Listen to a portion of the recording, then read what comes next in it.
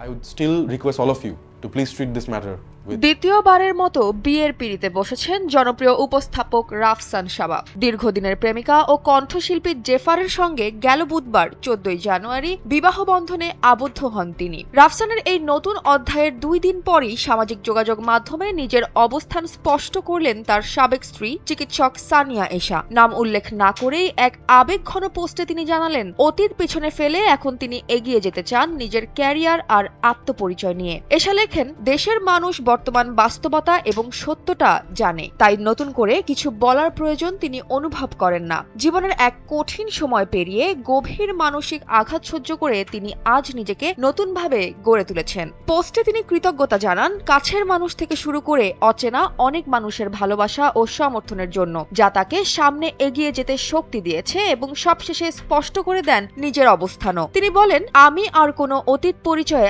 আবদ্ধ থাকতে চাই না। আমার পরিচয় হবে একটাই, ডাক্তার এশা।